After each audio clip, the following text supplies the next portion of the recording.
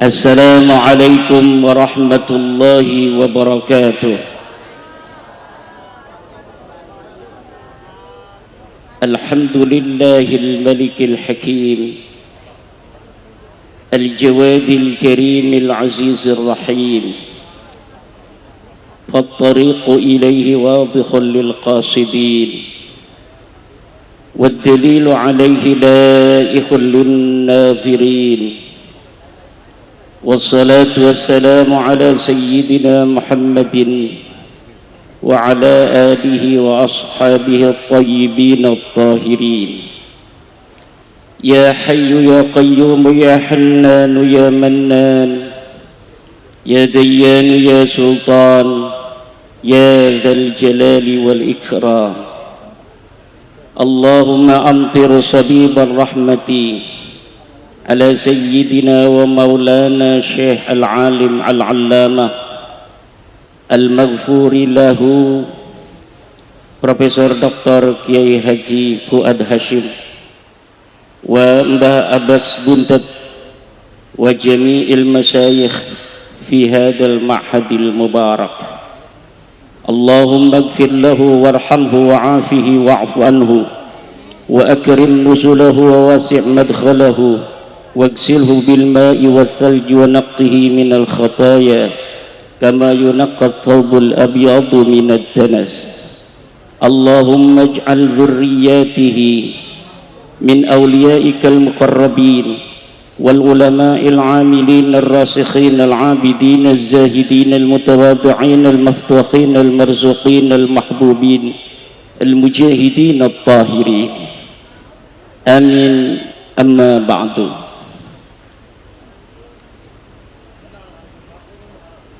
Maka kepada guru kita yang mulia, sahibil fadilah wal karamah, al-alim al-mujahid fi sabilillah, Kiai Haji Marzuki Mustamar, pengasuh Pondok Pesantren Sabilur Rasyad di Kabupaten Malang, sahibil bait Sayyid Syarif Kiai Haji Muhammad Abbas Bili Yahsi, Kiai Haji Fariz Fuad Hashim, para kiai alhamdulillah hadir, tu bagus, Magi Nur Fadil, Kiai Muharrar, Kiai Miftah,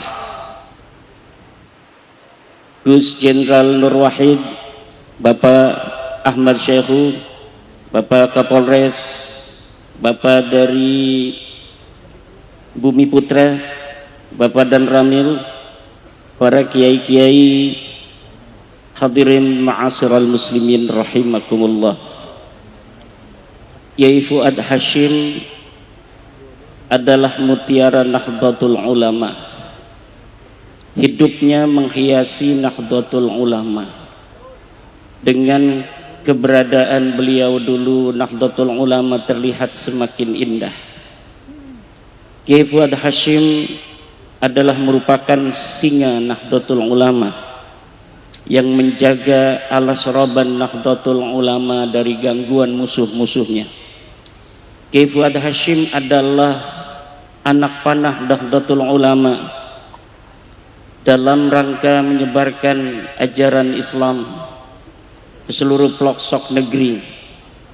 Beliau masuk hutan, keluar hutan untuk menyebarkan agama Allah, masuk ke Lampung, masuk ke Kalimantan. Kadang-kadang beliau sedang sakit, juga beliau masih menyempatkan berdakwah di pedalaman Kalimantan, di pedalaman Lampung. Beliau adalah suri tauladan bagi kita akan sebuah makna keikhlasan. Kiai Fuad Hashim adalah putra Nahdlatul Ulama. Kecintaannya luar biasa kepada Nahdlatul Ulama.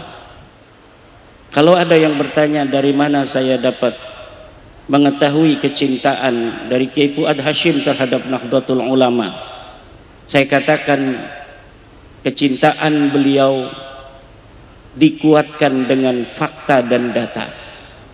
Dari mana datanya? Dari ikrar. Ikrar harus memerlukan sebuah kalimat. Dari mana kalimatnya? Beliau sudah meninggal. Dari syair-syair yang beliau karang ketika beliau masih hidup, yang menunjukkan cintanya kepada Nahdlatul Ulama, hari ini masih kita bisa baca. Ya Nahdlatul Ulama'i anta mahabbati wa mawaddati wa masarrati wa ridai. Wahai Nahdlatul Ulama, kata Mbah Fuad Hasyim, engkau adalah cintaku, engkau adalah sayangku, engkau adalah kebahagiaanku, engkau adalah kerelaanku. Ya Nahdlatul Ulama'i anta ahabbuli min zaujati haqqan wa min abna'i.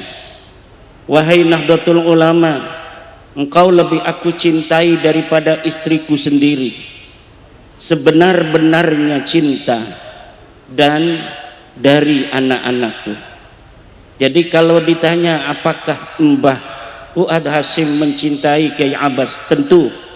Tapi kalau harus memilih antara Kiai Abbas dengan Nahdlatul Ulama, Mbah Fuad Hasyim akan memilih Nahdlatul Ulama terlebih dahulu daripada putranya Abbas bin Yahsi dan Fariz Al-Haq. Dari beliau kita mengetahui cinta itu memerlukan pengorbanan. Dr. Manarul Hidayah, panitia pembangunan gedung PBNU, menceritakan bagaimana Mbah Fuad Hasyim menjual tanah-tanahnya, mobilnya, mobil Mercy dijual untuk membantu pembangunan Nahdlatul Ulama, gedung yang di Keramat sekarang. Yang sekarang juga ada perlombaan. Dulu perlombaan menyumbang, sekarang perlombaan tambang. Dulu rebutan nyumbang, sekarang rebutan tambang. Kita doakan Nahdlatul Ulama, apapun yang terjadi dari orang-orang yang mengurusnya, yang perlu diurus, Nahdlatul Ulama tidak akan hancur. Nahdlatul Ulama akan beri tegak ila yaumil qiyamah. Segala gunjang ganjing di Nahdlatul Ulama bukan untuk menghancurkan Nahdlatul Ulama, tapi untuk mengusir orang-orang yang tidak bertanggung jawab yang ada di dalam Nahdlatul Ulama. Nahdlatul Ulama hiya ruhun li jasadi ahli sunnati wal jamaati fi Indonesia, wa hiya nurun muqtabasun min anwaril hikamil aliyah wal taraikil mustaqimah wal basairil laihah warathaha al awliya'ut tis'ah wa ghairuhum minal jahabidah dhu la yanzuruna zawahiral asya illa ma'al insafi bi bawatiniha. Nahdlatul Ulama hiya ruhun li jasadi ahli sunnati wal jamaah. Dia adalah spirit, dia adalah roh bagi ahli sunnah wal jamaah di Indonesia. Ahli sunnah wal jamaah idza utliqa ahlu sunnati wal jamaati fal muradu bihi al asy'ariyatu wal maturidiyah.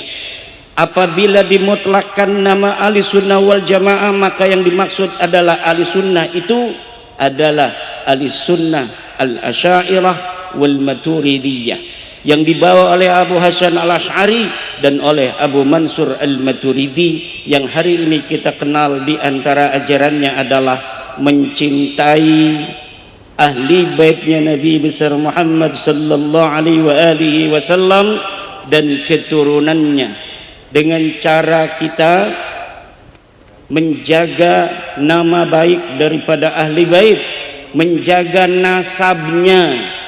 Jangan sampai masuk ke dalam nasabnya ahli bait orang-orang yang bukan keturunan ahli bait Nabi besar Muhammad sallallahu alaihi wasallam.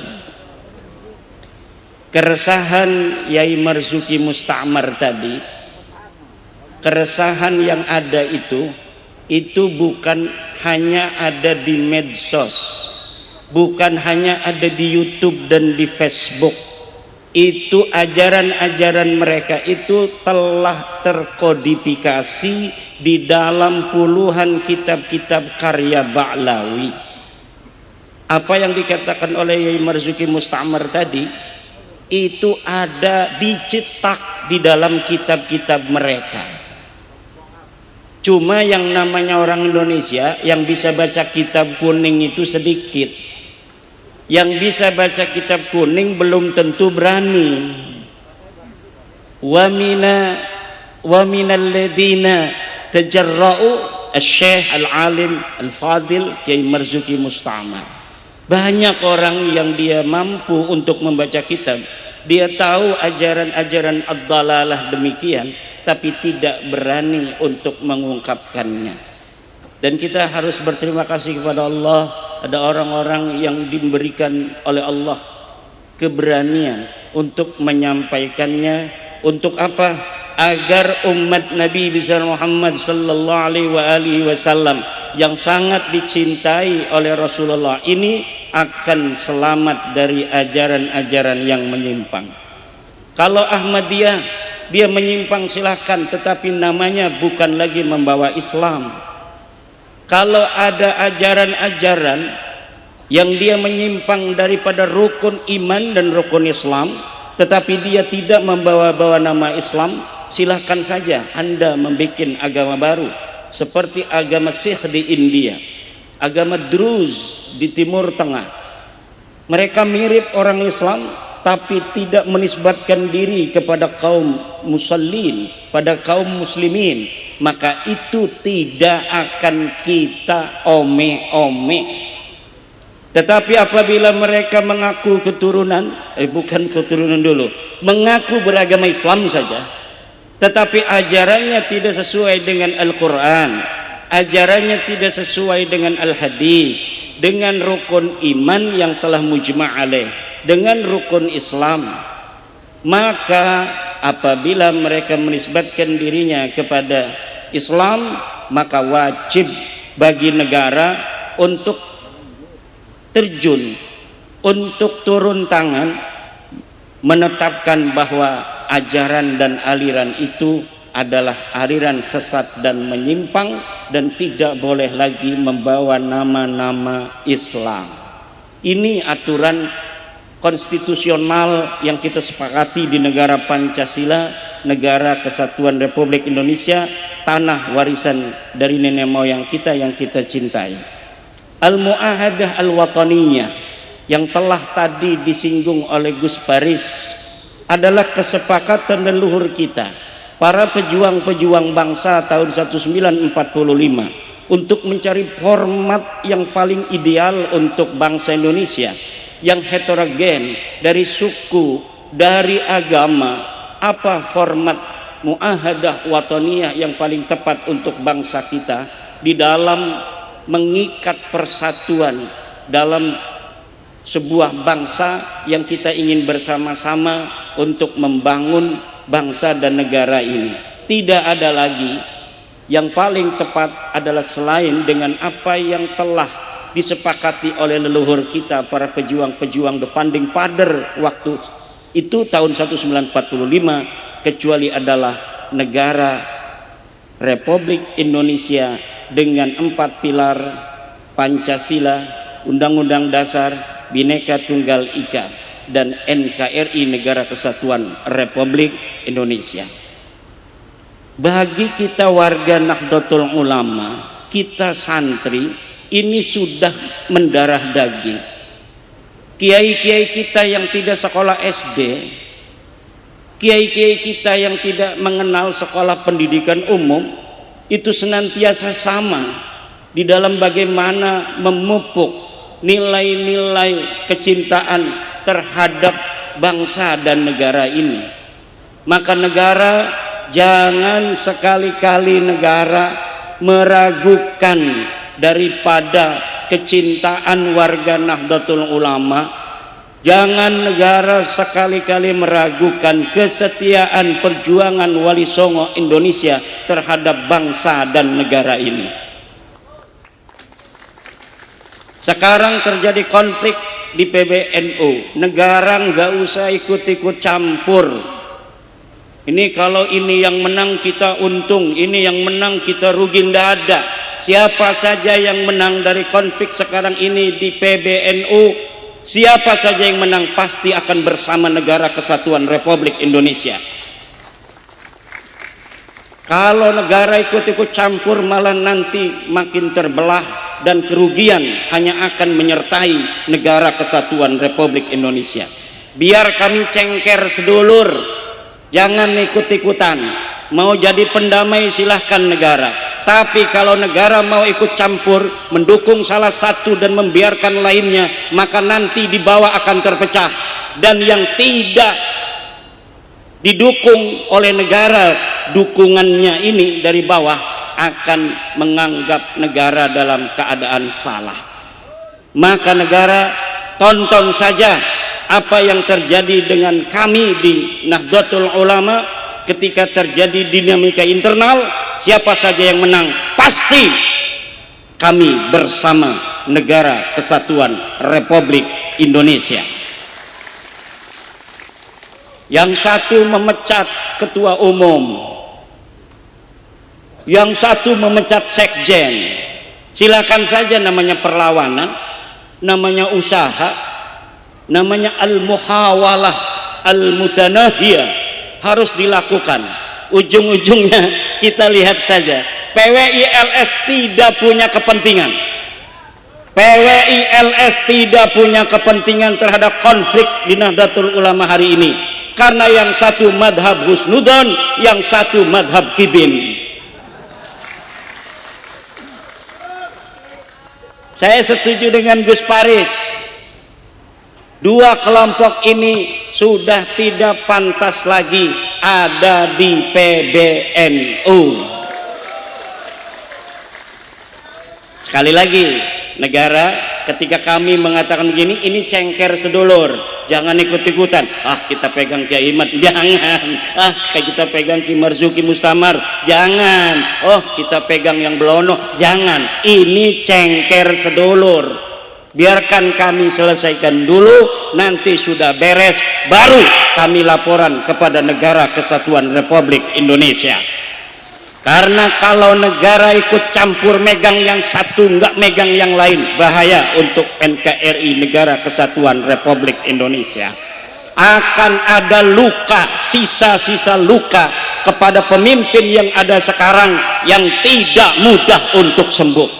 Biarkan aja, biarkan untuk cengker, namanya sedulur, dua-duanya khidmah untuk Nahdlatul Ulama. Tetapi gunjang ganjing hari ini, saya yakin, seyakin-yakinnya adalah cara Allah untuk menguatkan Nahdlatul Ulama dan membersihkan Nahdlatul Ulama dari pengkhianat Nahdlatul Ulama.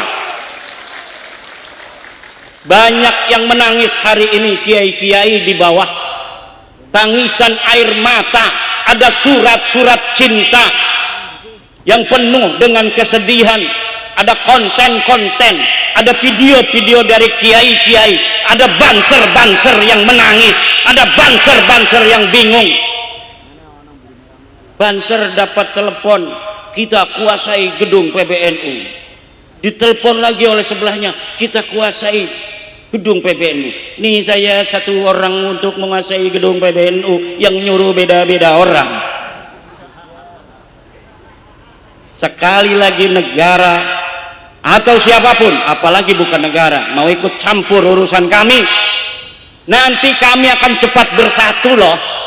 Macam-macam dengan Nahdlatul Ulama, kelihatan kalian nanti bahwa ada niat jelek untuk kami Nahdlatul Ulama, maka walaupun kami sedang cengker, kami sedang ribut, kami akan cepat bersatu untuk menghancurkan kalian semua, musuh-musuh Nahdlatul Ulama.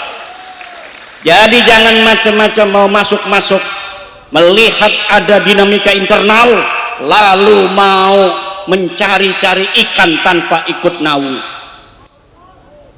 mengambil ikan di air keruh, bahaya ente. Karena bagi kami Nahdlatul Ulama NKRI adalah harga mati. Kesetiaan kami warga Nahdlatul Ulama PWILS kepada NKRI adalah final, tapi kesetiaan kami kepada pemerintah kondisional. Ini harus betul-betul diperhatikan oleh negara.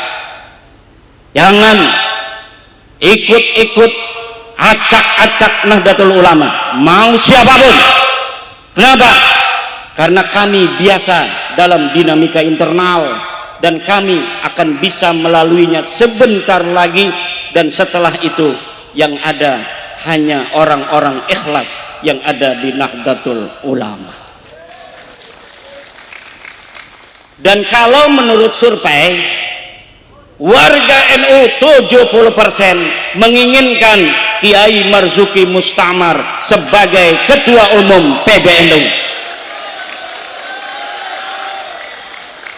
Ini bukan kata saya, Yai, bukan karena ada yang Marzuki. Saya lihat di hasil survei.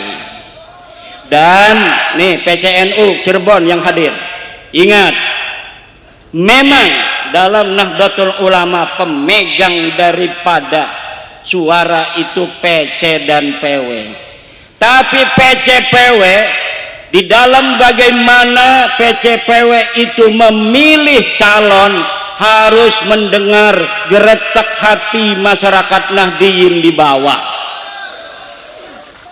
Jangan melihat SMS, jangan melihat WA yang minta nomor rekening,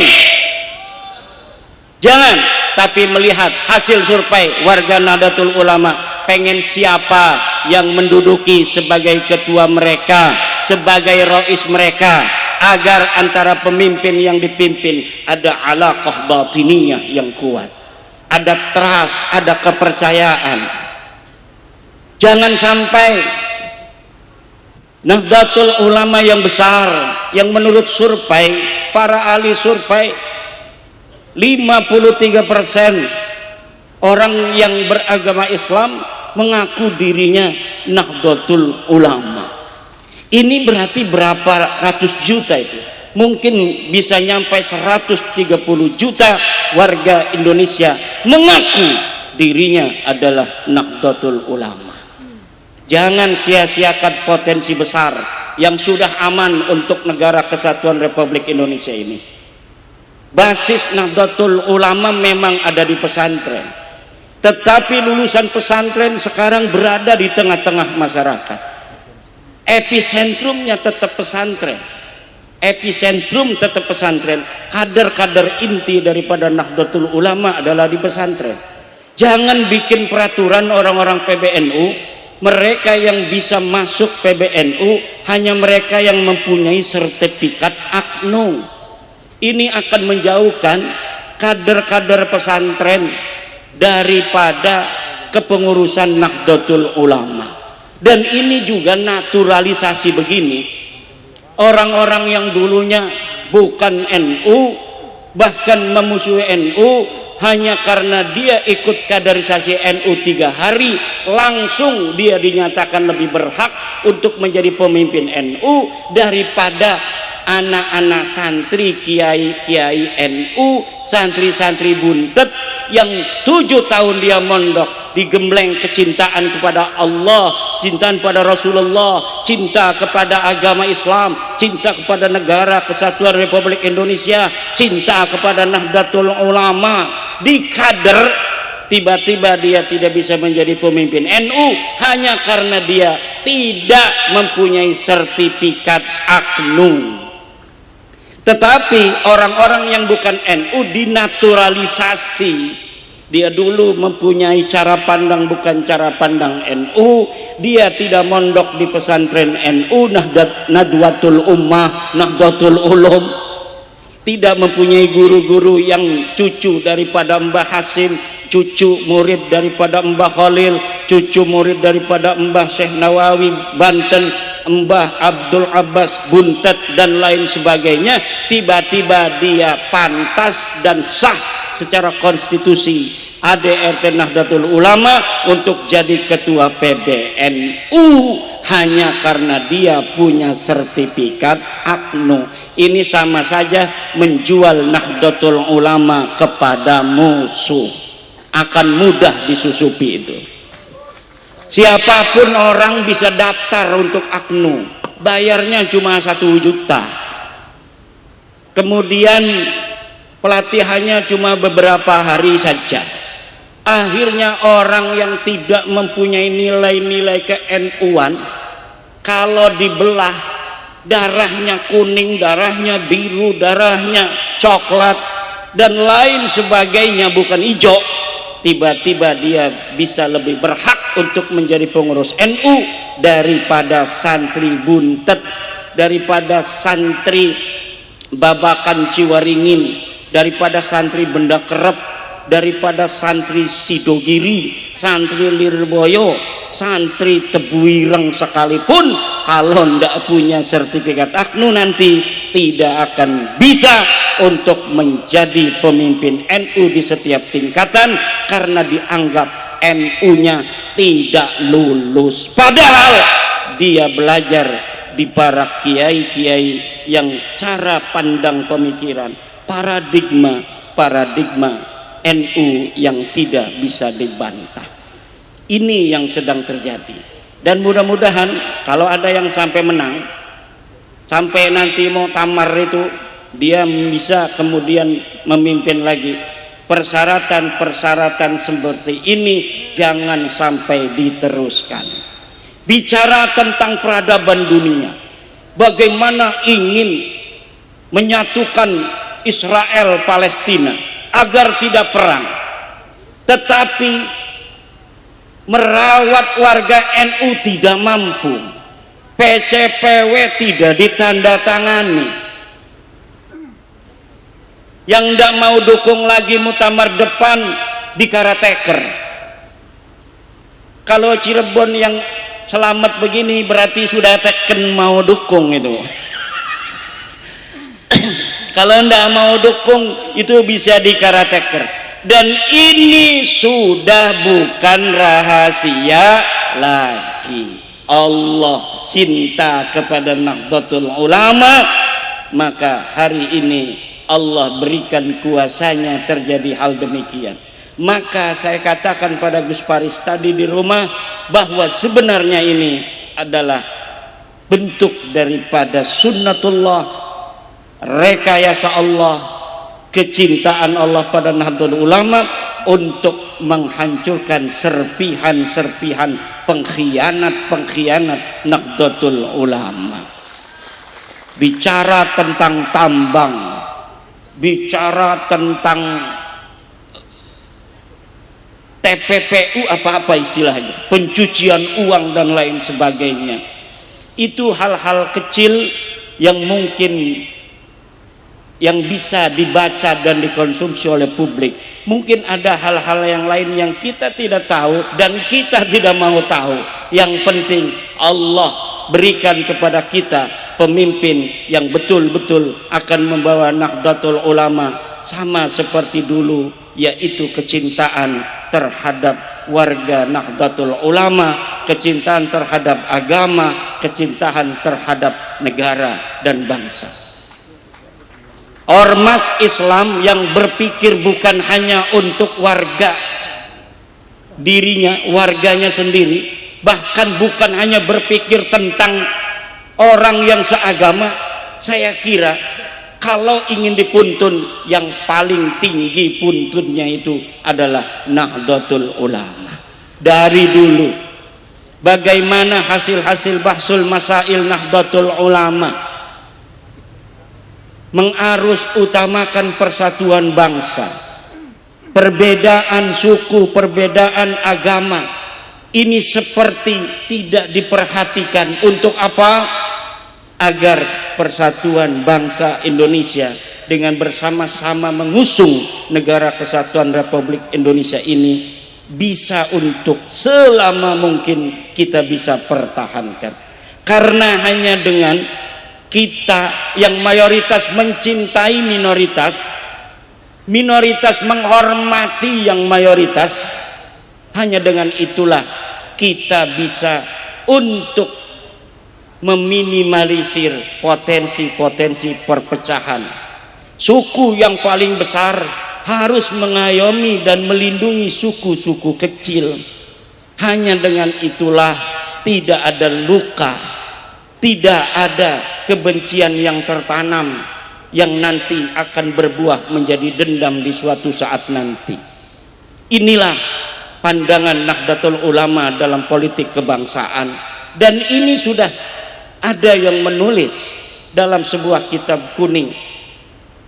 Di antara salah satunya saya telah menulis sebuah kitab As-Sultanah Al-Mardiyah. Bagaimana pandangan-pandangan kiai-kiai dulu di Nahdlatul Ulama tentang politik kebangsaan, tentang Kiai Sahal Mahfud, Kiai Ahmad Siddiq Jember, Kiai Ma'ruf Amin, Kiai Abdurrahman Wahid, dan lain sebagainya. Saya tuangkan, inilah pandangan-pandangan ulama-ulama Nahdliyin terhadap politik kebangsaan. Bagaimana semuanya ditenagai pemikiran-pemikiran itu oleh sebuah keinginan yang luhur agar negara Kesatuan Republik Indonesia ini akan bertahan selama mungkin. Sunatullah di atas dunia ini, sebuah rezim itu kebanyakan berumur dari 70 tahun sampai 500 tahun. Alhamdulillah Indonesia sudah melewati 70 tahun. Berarti tidak akan sama seperti Bani Umayyah. Kalau Bani Umayyah hanya sekitar 70 tahun, mudah-mudahan kita bisa seperti Bani Abbasiyah, bahkan lebih, sampai mencapai 500 tahun. Utsmaniyah setelah Bani Abbasiyah bertahan 600 tahun sampai tahun 1924, mereka kemudian hancur berkeping-keping. Siapa yang bisa untuk menjamin bahwa Indonesia yang memang dulunya negara atau kerajaan-kerajaan yang terpisah-pisah ini akan terus bisa seperti ini? Tidak ada yang bisa menjamin, kecuali kalau mungkin nanti Muhammadiyah sudah pandangannya betul-betul sama. Sekarang mulai sama dengan Nahdlatul Ulama. Kalau sudah semakin sama pandangannya, cara memandang bangsa dan negara, bagaimana memupuk dan mempertahankan nilai-nilai kebangsaan untuk bersama selama-lamanya dalam negara Kesatuan Republik Indonesia. Insya Allah negara kita Indonesia bukan hanya 80 tahun, bukan hanya 200 tahun, 500 tahun, insya Allah sampai hari kiamat. Banyak orang-orang di luar negeri ini bertanya, bagaimana Indonesia bisa mengelola heterogenitas yang begitu banyak di Indonesia tapi bisa bertahan. Ada letupan-letupan kecil tapi masih bisa untuk melewatinya. Padahal suku bangsanya 500 atau 700 suku bangsa, bahasa 1000 lebih, agama ada 6, kepercayaan itu 200 kepercayaan kepada Tuhan yang Maha Esa, mirip-mirip percaya pada Tuhan, tapi dia tidak mengaku sebagai bagian daripada agama yang 6 itu. Banyak di Indonesia, dan jumlahnya saya pernah ngobrol dengan Jenderal Nur Wahid, itu sampai 12 juta orang-orang kepercayaan, lebih dari 12 juta orang. Ini adalah bangsa Indonesia.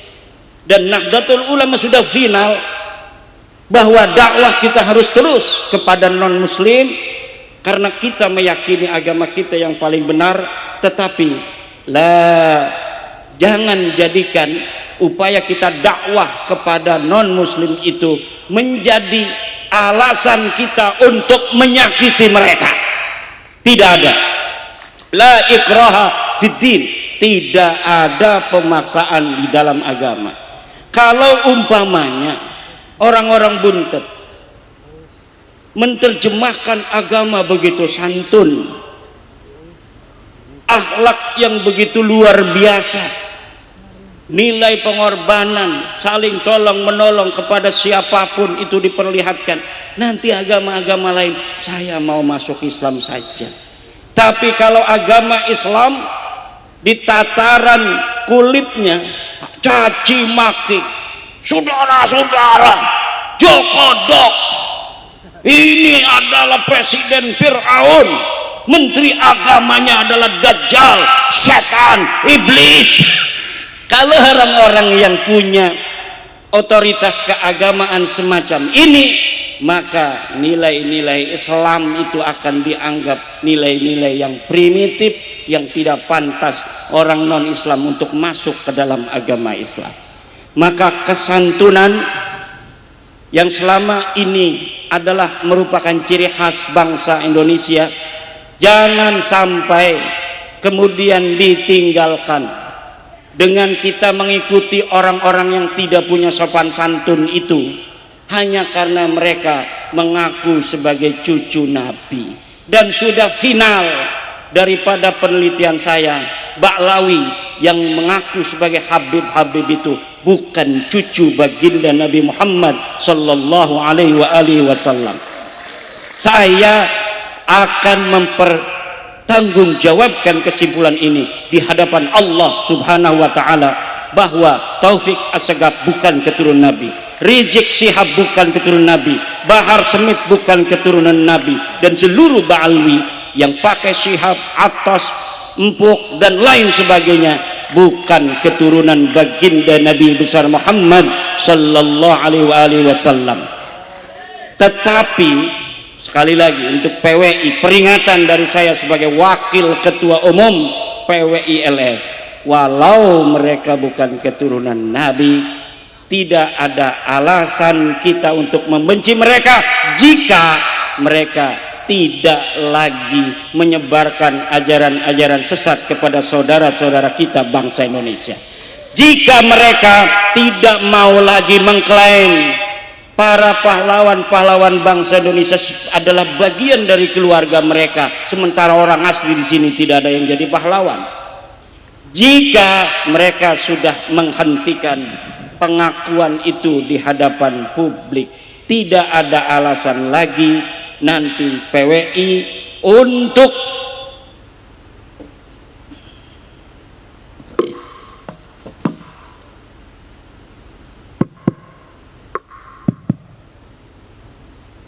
terus berfokus bicara tentang mereka. Kiai Marzuki telah mengingatkan kita tadi, kalau hal-hal yang selama ini kita anggap mereka telah berlebihan, telah offset itu ditinggalkan, kita siap rekonsiliasi dan merangkul. Tamu wajib kita hormati. Dan kalau mereka kemudian menghilangkan pengkultusan terhadap keluarga mereka sendiri, dan ini bukan hoax, terdapat di dalam kitab-kitab mereka. Dan tadi Yai Marzuki telah mengusulkan kepada Jenderal Nur Wahid untuk menyusun kesesatan-kesesatan yang ada di dalam kitab, dan itu sudah kita lakukan, Yai, dan sedang naik cetak. Sudah ada ISBN sedang naik cetak, bahwa kita ambil dari kitab-kitab mereka yang dimana ajaran agama kita mengatakan innallaha yaqbalu taubatal abdi malam yugorgir, itu bahwa Allah menerima taubatnya hambanya selagi belum ada di tenggorokan sekarat.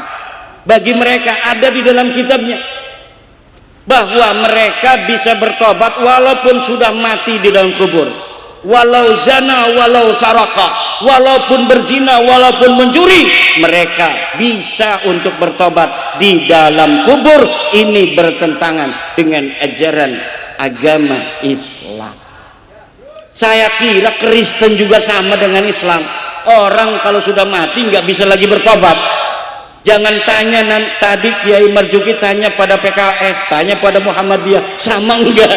Agama Kristen juga sama, Yai, bahwa orang kalau sudah mati nggak bisa bertobat. Kalau kita tobatnya di dalam kubur sudah mati, ya kita berdosa saja, nanti kita dalam kubur baru bertobat. Nggak bisa, itu ajaran bukan ajaran agama.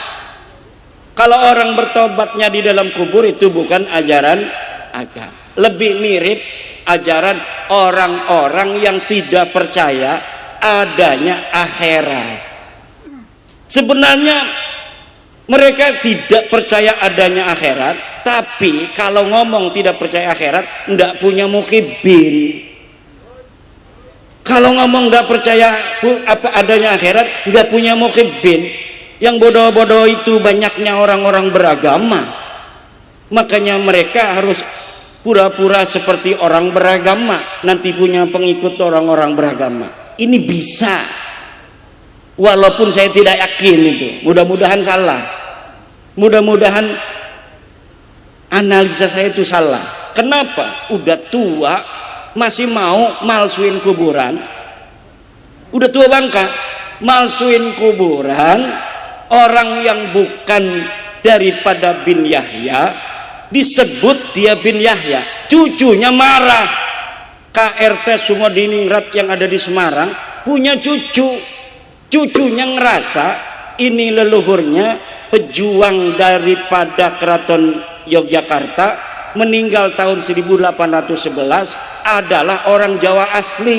Dia panglima perang di Yogyakarta, matinya melawan Inggris, ditebas lehernya oleh Inggris, dimakamkan di jajaran Jogja.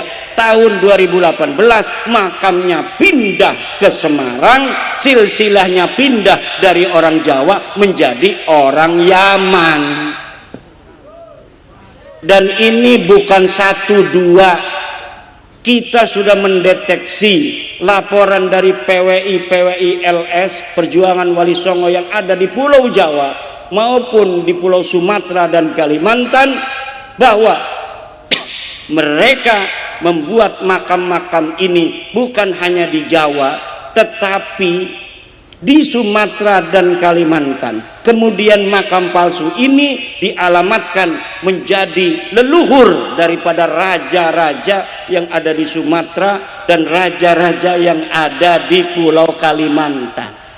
Ini luar biasa. Jadi nanti seluruh raja-raja itu keturunan mereka lah raja-raja. Sriwijaya, Raja Majapahit, bisa jadi nanti itu leluhurnya dari Tarim semua, walaupun mereka belum beragama Islam. Ini yang sedang terjadi, dan keresahan ini sebagian sudah dipahami oleh para kiai, sebagian lagi ada yang belum paham, sebagian lagi ada yang tidak mau paham. Kenapa? Karena saya sudah dari dulu kiai berhubungan, tidak seperti yang kiai katakan. Mungkin kebetulan dia dapat teman Baklawi yang soleh, mungkin. Ada juga yang tidak mau baca tesis saya. Ini tesis saya, nggak mau baca. Kalau dibaca nanti kita kena khitab katanya. Kalau kita baca kita tidak mau nurut, kena khitab, nanti dosa. Kalau tidak baca Anda berdosa. Karena berdosa itu kalau sudah datang para rasul, kitab ini rasulnya katanya. Jadi saya kitabnya tidak mau baca kiai. Saya adakan program wakaf gratis. 2000 kitab saya kirimkan ke para kiai-kiai itu. Ada mukibin yang bakar video. Saya tidak mau baca. Ini salah kitabnya. Udah dibaca belum? Nggak mau baca. Lah bisa ngomong salah dari mana kalau nggak mau baca? Saya kirimkan juga ke partai-partai politik, termasuk ke kantor PKS. Saya kirimkan buku-bukunya. Tahu itu dibaca nggak sama Pak Seru itu? Kita bahasa Arab dan berbahasa Indonesia. Nanti akan ada program wakaf lagi, yaitu tentang buku. Saya mengarang buku baru bersama Mas Rifki Zulkarnain BJ Baswara tentang mengapa penting mengetahui bahwa Habib Baklawi bukan keturunan Nabi besar Muhammad SAW. Dan di dalam buku itu selain tentang nasab Baklawi yang terputus secara ilmu nasab, tidak terdeteksi secara ilmu sejarah, secara tes DNA, secara akhlak, dan juga ditambah yaitu upaya clandestine dari mereka untuk mencoba okupasi terhadap bangsa Indonesia untuk menguasai, tetapi tanpa ada peperangan. Dan analisa ini ilmiah karena kami berbasis data dan fakta. Tidak ada satu klaim dari kami tanpa ada referensi. Semua klaim kami yang ada di kitab itu semua berbasis referensi, fakta dan data. Baik kami sendiri yang terjun investigasi, juga dari kerja-kerja wartawan yang luar biasa yang kita himpun dari media-media. Wallahu huwal muwaffiqu ila aqwamit thoriqin. Wassalamualaikum warahmatullahi wabarakatuh.